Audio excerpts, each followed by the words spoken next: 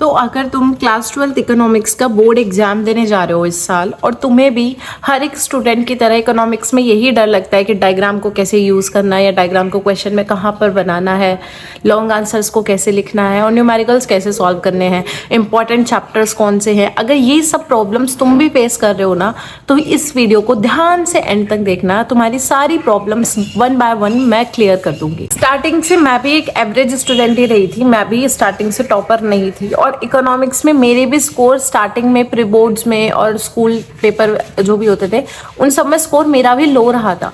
पर अपने 12th class के मिड में आकर मैंने एक स्ट्रैटेजी फॉलो की और वो स्ट्रैटेजी जब मैंने फॉलो करनी स्टार्ट करी ना तो मुझे स्टार्टिंग से इकोनॉमिक्स अपने आप पर ईजी लगने स्टार्ट हो गई थी और ये सिर्फ और सिर्फ एक अच्छी स्ट्रैटेजी के कारण ही हुआ।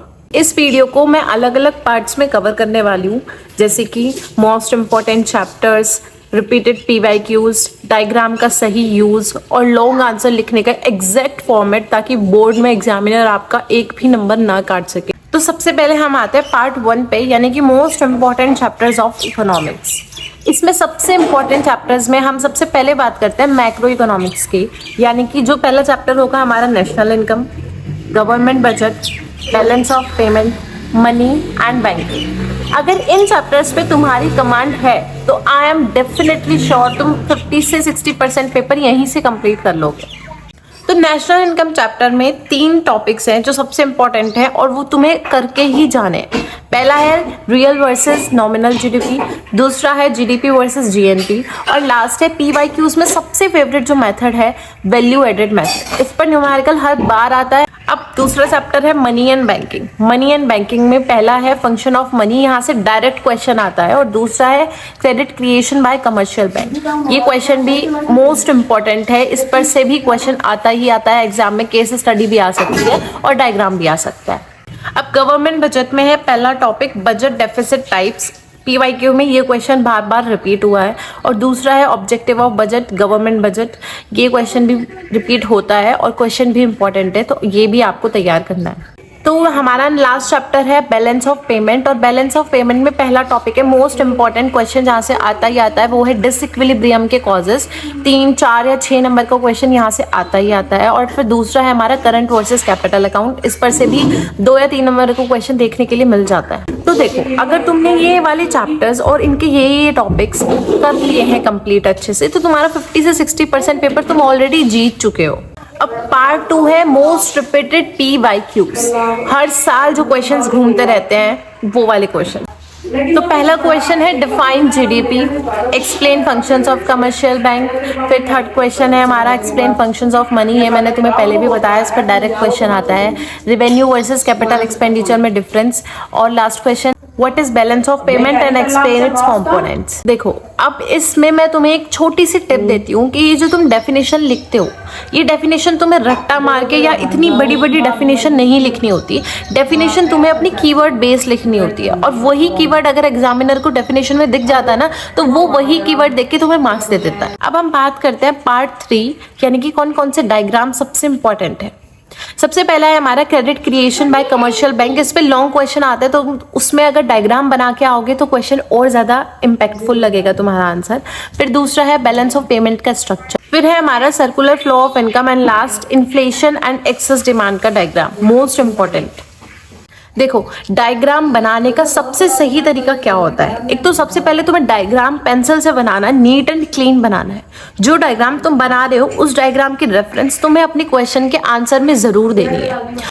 और कॉमन मिस्टेक पता बच्चे क्या करते हैं, वो डायग्राम बना के आ जाते हैं पर उस डायग्राम को एक्सप्लेन नहीं करते या उसमें लेबलिंग नहीं करके आते और यहीं से उस डायग्राम पे मार्क्स कट जाते हैं। तो अगर तुम डायग्राम बना के आ रहे हो और तुम्हें उसकी लेबलिंग अच्छे से आती है तो तुम उसे एक्सप्लेन भी अच्छे से ऑब्वियसली कर पाओगे। हम आते हैं हमारे पार्ट 4 पे, यानी कि लॉन्ग आंसर लिखने का एग्जैक्ट फॉर्मेट जब तुम्हारे एग्जामिनर एक भी मार्क्स ना काट पाए।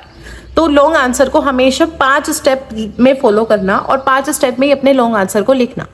सबसे पहले स्टेप में क्या करना होता है, सबसे पहले स्टेप में तुम्हें एक डेफिनेशन देनी होती है जिस भी बारे में वो क्वेश्चन पे बात की है। वो डेफिनेशन तुम कीवर्ड बेस्ड दोगे, सिंपल डेफिनेशन होनी चाहिए और कोशिश करना वो डेफिनेशन तुम्हारी NCERT बेस्ड हो। स्टेप 2 होता है हेडिंग्स का और सब हेडिंग्स का।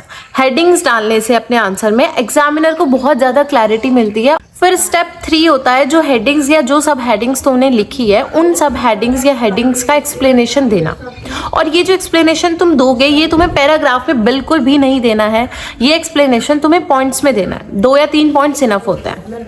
और स्टेप 4 होता है अगर क्वेश्चन में डायग्राम की नीड है तो डायग्राम बनाओ, उसको अच्छे से लेबल करो। और अगर क्वेश्चन में एग्जाम्पल बोला है या फिर तुम एग्जाम्पल अपनी तरफ से हर पॉइंट में अगर डाल दो तो वो भी बहुत अच्छी बात रहेगी। और लास्ट पॉइंट है कंक्लूजन। बहुत से बच्चे ये मिस्टेक करते हैं कि वो अपना आंसर लिखने के बाद कंक्लूड अपने आंसर को नहीं करते, और ये तुम्हें पक्का करके आना है। ये इसी कंक्लूजन की वजह से तुम्हारा आंसर दूसरे बच्चों से डिफरेंट हो सकता है। तुम सिंपल सी एक लाइन यूज कर सकते हो यहाँ पर, जैसे कि हेंस वी कंक्लूड दैट। अब है लास्ट पार्ट 5। ये है पार्ट प्रेजेंटेशन का। इसमें मैं तुम्हें छोटी छोटी से टिप्स दे देती हूँ जो तुम्हारी शीट को दूसरे बच्चों से अलग बना सकती है। सबसे पहले तो तुम्हें हेडिंग्स और सब हेडिंग्स जैसे मैंने पहले बताया उनको ज़रूर लिखना है। जितने भी कीवर्ड्स तुम्हारे आंसर में आएंगे उन कीवर्ड्स को प्रॉपरली अंडरलाइन ज़रूर करना है। और last and most important, numericals को हमेशा स्टेप्स में ही सॉल्व करना, क्योंकि स्टेप मार्किंग होती है। अगर तुम्हारा न्यूमेरिकल में आंसर सही नहीं आता है तो तुम्हारे न्यूमेरिकल्स के स्टेप पे मार्क्स ज़रूर मिल जाएंगे। देखो तुमने जितना पढ़ा है वो तुम्हारे लिए इनफ है। तुम्हें एग्जाम से पहले या एग्जाम में बैठ के क्वेश्चंस को देख के, क्वेश्चन पेपर को देख के पैनिक बिल्कुल नहीं करना। तुम्हें अपना क्वेश्चन पेपर बिल्कुल शांति से रीड करना है और अपने अंदर यही एक बात को ध्यान रखना है कि मैं ये क्वेश्चन पेपर अच्छे से सॉल्व कर लूँगा या फिर कर लूँगा। तुम्हें ये नहीं सोचना कि इस क्वेश्चन से ये मैंने कहीं पे पढ़ा ही नहीं है, क्वेश्चन तो मुझे आता ही नहीं। ये चीज़ तुम्हें सोचनी नहीं है। जो क्वेश्चन तुम्हें आता है तुम्हें सबसे पहले वहीं से स्टार्ट करना है, क्योंकि अगर तुम उस क्वेश्चन से स्टार्ट करोगे तो तुम्हारा कॉन्फिडेंस अपने आप बूस्ट हो जाएगा, और कॉन्फिडेंस बूस्ट होने की वजह से तुम दूसरे क्वेश्चंस भी आराम से कर पाओगे। उसमें थोड़ा बहुत तुम्हें सोचने की जरूरत पड़ेगी पर तुम पैनिक बिल्कुल नहीं करोगे। एग्जाम में तुम्हें सिर्फ अपनी प्रेजेंटेशन और प्रेजेंस ऑफ माइंड पे ध्यान रखना है, बस दैट्स इट। इससे आगे या इससे पीछे तुम्हें कुछ भी नहीं सोचना। वीडियो तुम्हें थोड़ी सी भी हेल्पफुल लगे, इस वीडियो से तुम्हारी कुछ हेल्प हो जाए या तुम्हें ये मेरी स्ट्रैटेजी समझ आए तो प्लीज़ कमेंट में कॉन्फिडेंट लिख देना, मेरी वीडियो को लाइक कर देना और मेरे चैनल को सब्सक्राइब कर देना, क्योंकि अब मैं तुम्हारा साथ नहीं छोड़ने वाली हूँ। मैं तुम्हें तुम्हारे हर एक एग्जाम में अच्छे से तैयार करके भेजूंगी। लास्ट में all the best to everyone. अब इकोनॉमिक तुम्हारी साइड पे है, तुम बस अच्छे से करके आना। और याद रखो पेपर से तुम्हें बिल्कुल भी डरना नहीं है, तुम्हें पेपर को डरा के आना है। पेपर में बिल्कुल तबाही मचा। अब हम मिलते हैं नेक्स्ट वीडियो में, बिजनेस की स्ट्रेटेजी वाली वीडियो आने वाली है, और तब तक के लिए आप सबको बाय बाय।